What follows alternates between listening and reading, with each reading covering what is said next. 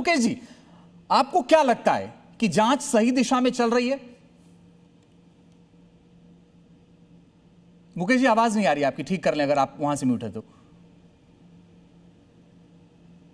जी, जांच पे तो मैं तुरंत कोई जांच पे सवाल उठाने की बात तो मैं अभी फिलहाल उससे बचना चाहूंगा। मेरा कहना यह है कि जो चर्चा को एक मोड़ दिया जा रहा है कि ये ऐसी एक डिबेट शुरू की जा रही है कि अगर चोरी पे भी सवाल उठता है ना तो उसको भगवान राम से जोड़ देते हैं।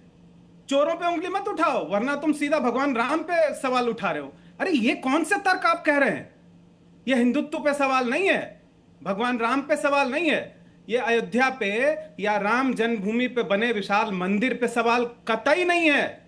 अगर जो आपने जो अंजित जी आपने बात कही ना वो लाइन बहुत महत्वपूर्ण है कि जो लोग, मैं 3 बातें कहता हूं, पारदर्शिता, प्रक्रिया और जवाबदेही।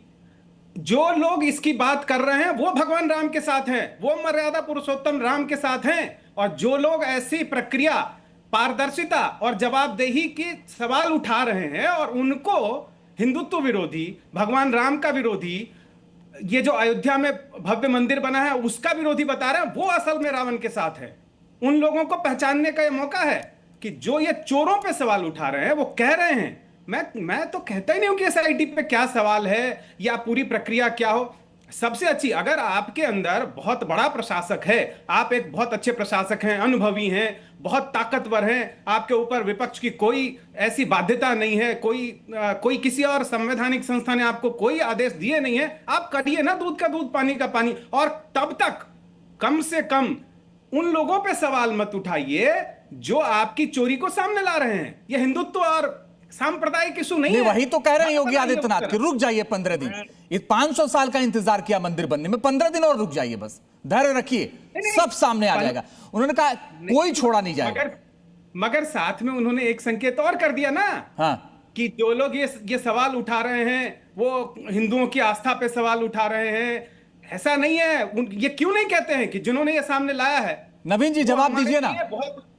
हाँ नवीन जी जवाब दीजिए ना, मुकेश जी तो सवाल उठा रहे हैं। अजीत भाई, ये तो किसी ने कहा ही नहीं कि सामने मत लेकर के आओ। अभी आपके चैनल पे ही मैंने योगी जी को सुना है जिसमें उन्होंने कहा, योगी जी ने, कि जिनके पास जो भी सबूत है वो जरूर एसआईटी को तुरंत दे दे। किसी के पास कोई भी इंफॉर्मेशन है वो भी एसआईटी को दे दे। वो तो साफ साफ साफ कह रहे हैं और सभी कह रहे हैं, सबके सामने लेकर के आए।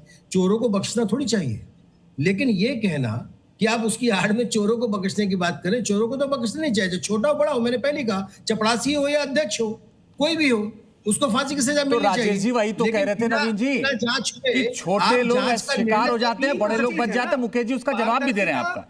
प्रक्रिया और जवाबदेही, पारदर्शिता की भी बात करनी होगी। आपको कहना होगा कि ये पूरे में ट्रांसपेरेंसी में कहां इशू था, प्रक्रिया में कहां कमियां थी। जब अच्छा तो अच्छा आप अपना, मैं कह दूंगा जो अच्छा हुआ मेरा और जो खराब हुआ मेरी टीम का। ऐसे नहीं चलता है ना भाई साहब। जो अच्छे का आप श्रेय लेते हैं तो जवाबदेही भी आपके ऊपर आती है। नहीं मुकेश भाई, बड़ा और छोटा आदमी का तो अक्कू जी, मैं इस पर ज्यादा नहीं जाना चाहता, लेकिन राम की आस्था क्या है? मैं जब वहां गया अयोध्या में, कई बार मुझे जाने का मौका मिला मंदिर के अलग अलग, जब वहां निर्माण काम चल रहा था, तो क्या आस्था होती है लोगों की वो मैंने देखा। लोग लेट जाते हैं, लोगों के पास जो होता है, जो महिलाएं अपने आंचल में गांठ बांध के लाती हैं, पैसा वहां चढ़ा देती हैं। मगर ये कितनी बड़ी चोट है, और जो धैर्य है राम भक्तों का वो तो है ही, वो इंतजार कर लेंगे 15 दिन और। इसमें क्या दिक्कत है भाई, 15 दिन और वो इंतजार कर लेंगे। लेकिन उसका क्या फर्क देखते हैं आप अक्कू जी?